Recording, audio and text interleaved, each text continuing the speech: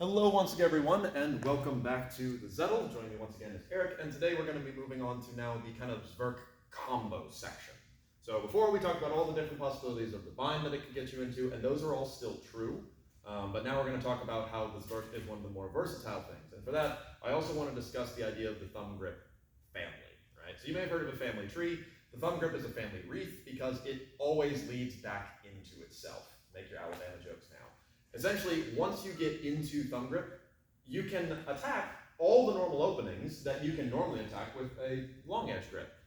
The problem is that it's going to be, you have enough devices that you can do that kind of forever, and so it takes a bit of wherewithal to move out of the thumb grip when it's not appropriate. I just want you to ping that in your brain if you're following along at home, because while this is going to be a lot of really cool thumb grip options, everything we're doing is a lot shorter than what you could do with a normal sword grip. And I do want to stress that quite a bit, as that range change really does affect things when you put this into practical application.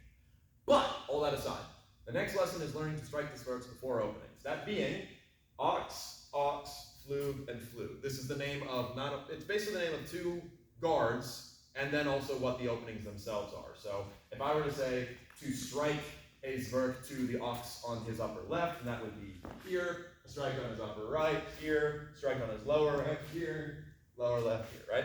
That's how that works out. And really, you notice that my shield pretty much stays exactly in front of my head.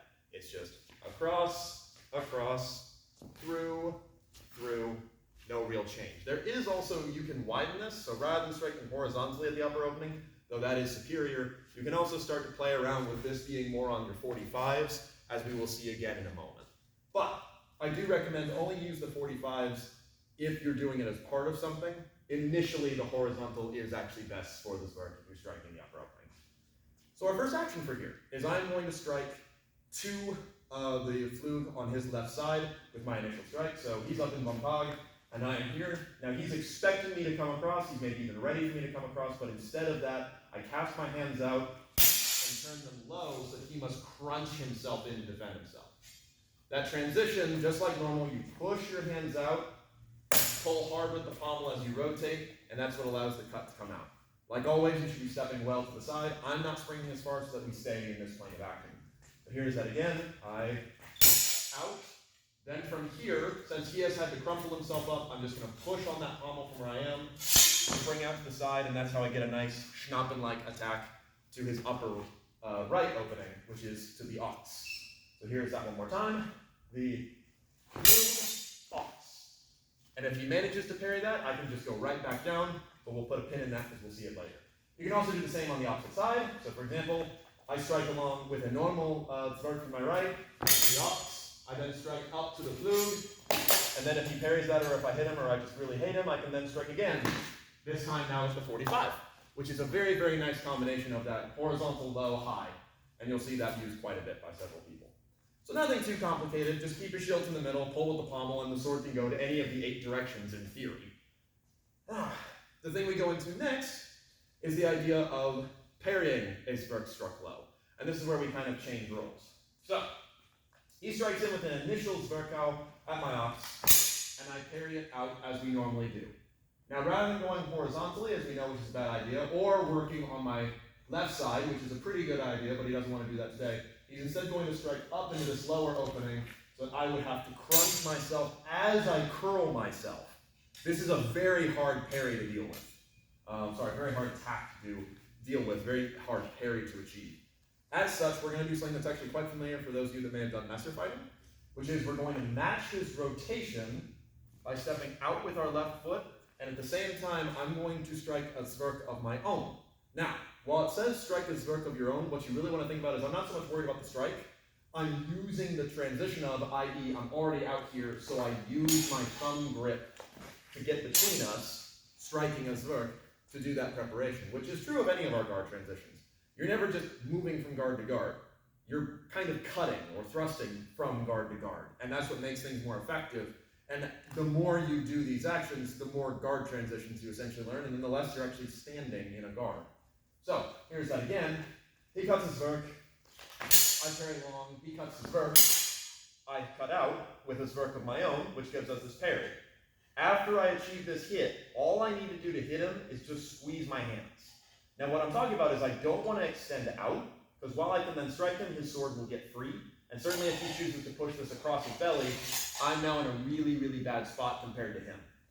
So instead, once I get this parry, the way I do want to launch this is I squeeze my hands, which brings my tip up. Then if I need to, I can deliver this with the foot. I like to thrust under the arm. The reason being is that for Eric now to parry that, he has to bring his arms down and across, which is pretty hard to do, versus instead if I'm thrusting at the neck, he can bring it in for a nice quick turnover, which I will show in a minute. But here's that action again. He strikes the Zwerch, I strike it over. He strikes the Zwerch from below. There's my stab, right into the lungs. That's straightforward. Let's switch sides, do it again. Same idea.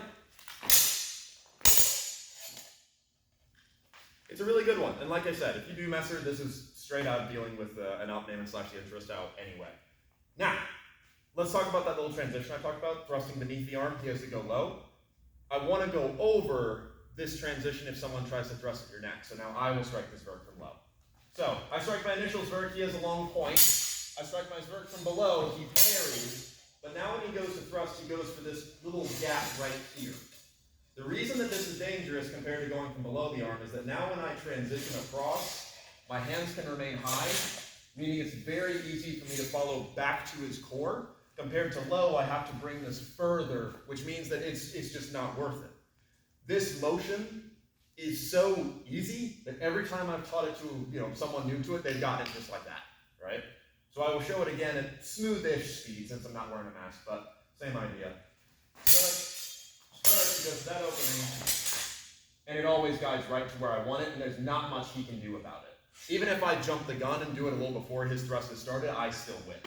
So that's why I recommend go low into the low opening so they have to cover that instead of high, even though that target is there. Now, that's the Zwerch struck low, nothing too complicated, pretty good. We're getting used to fighting on the low line. The next thing we're going to talk about is another way of going to the low line, which is we're going to use a failure. Now, an important thing, failure, often translated as feint, better translated as failure. This is an attack that fails, not a fake attack. I think I'm talking about this at length, but just to reiterate, when I throw this first broad over at Eric's head, my goal is it's real. And if he does nothing, it will come down. I don't try to psych him out or anything along those lines. It is a real attack. Now, that can be kind of hard to do when you're going full pace. It gets easier with time. But what I like to do is I make it a real attack. However, it only goes up to a certain point. So normally, my big broad over would be from here to his head. He must listen to that. But that's hard to stop yourself. So instead, what I choose is I'm throwing it over from here to there. It's a very real over from Eric's perspective because it is real. It's going to that point, just not to his head. That's very hard for him to not bite on, though, because it's still coming toward him. Now, what this causes is Eric will start to raise his arms up to defend, or he'll throw his point out there. It's the same idea either way. Historically, I think you're going to see a slightly elevated scales. But this then opens up the opportunity to strike on either of the low lines. The first and easiest is to go up from the left. So what that would look like, we'll do it slow first.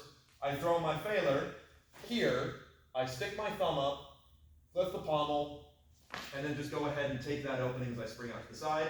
If I'm close enough, I may even be able to strike up into this stuff. But generally, go ahead and just take the arms. He's throwing them out in space. So here's that again. Nice and straightforward. The more intent you make that cut, the better. What I like to do when I do this in realistic is, we're moving around. I got him thinking it's,